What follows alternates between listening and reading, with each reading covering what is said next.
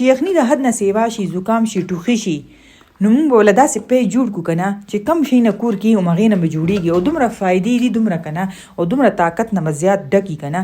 نو دلته ما 2 چمچه غوړي واغست، ما خو سوچه غوړي واغست، تاسو دا کور کې چې کم غوړي د سړی اپ کې واچوي، کوچم پکې چولې شي او 3 چمچه مې بیسن واچولو. زه 2 کیلو پیو نه جوړوم لګیم، تاسو که 1 کیلو پی د کوي نو 1 چمچ 1.5 چمچ بیسن واچوي او 1.5 چمچ پکې تور مرچ واچوله. دا 2 کیلو پیو حساب زه تاسو ته خیم. نو دلته به دا موږ داسې سور کوو چې دینه خسته غونډه کې بوی راشي. دا بیسن چې دی دا به په نری ګیس ورته وي، تیز ګیس نه. د بیسن خپل دومره فائدې دا جسم دننه ګرم هم ساتي او طاقت هم ورکوي. او دغه شو مخکې به پخوا خلکو به کورکمان پی جوړول هر څه دپاره، هر بیماري دپاره، هډوکو له به یې فایده ورکوله، ملا له به یې فایده ورکوله. نو دا همغه شانتې فایده ناک دي. دلته وګورئ 1 چمچه کورکمانو، 1 چمچ د ادرک وچ پاوډر سون چې ورته وایي هغه او 2 چمچه مې خشخش ور واچولو او 2-3 مې پکې زعفران ور واچول. تاسو زعفران نه هغې په ځای لاچي واچوئ او پیسته او بادام کټ شوی مې ور واچول. تاسو سره که بادامي خالي بادام ور واچوئ، که پیسته خالي پیسته هم ور اچولی شئ. دا ډرای فروټونو سره د دې مزه زیاته شي او دا لږ شانتې پیسو هم چې روړی کېږي. ښه دلته وګورئ پی تاسو سره کچه پی پاخه پی، ما خو له پی نه پاخه که مې پکې واچول. اور اوس به دې کې زه ګوړه واچوم، خوږوالي دپاره به تاسو پکې ګوړه مچولی شئ، چیني مچولی شئ، چې څه ستاسو خوښي. خو ما ډېر اوریجنل شی جوړولو، اصلي غذایت طاقت. خشخش چې دی دې سره انسان له خوب خسته ورځي، ذهن سکون سره وي.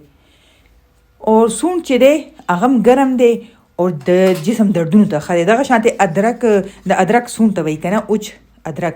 او کورکمان چې دی د هغې فایدونه خو انکار نشو مونږ کولی. پخوا به هم دا دیسي شی نه جوړېدو او خلکو به استعمالون، نو ښه به طاقت کیو. دلته پکې ما لږه ګوړه نور هم واچوله، لږ راته پیکو لګېده. ښه به دلته کې چې دی دا چې کله جوش واخلي نو داسې 2 منټه یې زه وخوټ کوم. ځکه چې دی کې چې کم خشخش دی زه مې چې هغه پکې ښه خپل غذایت پرېږدي. نو وګورئ دلته داسې مزېدار ټینګ پی تیار شو که نه. بیسن چې دی ام پکې پوره حل شو، بیسن هم موږ پکې لږ اچولی او ښه تور مرچ چې دی سینه باندې چې څومره بلغمي تور مرچ سره صفا کېږي، دومره فایدې دي او دا به هیڅ بد نه لګي. تور مرچ پکې معمولی ذایقه راځي او د ادرک یو مزېدار خوند پکې راځي د دې اوچ ادرک که نه چې ته ویلی نشمه. دا چې تاسو کله ټول شپې سملی او دا جوړ کړئ روز کړئ نو تاسو به خپل ځان باندې پوه شئ. او زه خو هم چې ماشومانو له چې کوم شی خوند ورکړي، لکه اوس ماشومان دی کې تور مرچ نه خو خیر دی به پکې ورته عامه اچوئ. نو زه هم چې ماشومانو له خاص تور باندې ورکول پکار دي، بوډاګانو له. دا دواړه عمرونه داسې دي چې دې له د دې شیانو ضرورت وي. نو مزېدار د بیسن او د کورکمان پی شو تیار. دا چې کله تاسو خپله جوړ کړئ او رویس کړئ نو تاسو له هم ډېره مزه درکړي. زموږ د کور دومره فیورټ دي که نه چې د دې په بس کې نو روزانه وي چې راله جوړوه.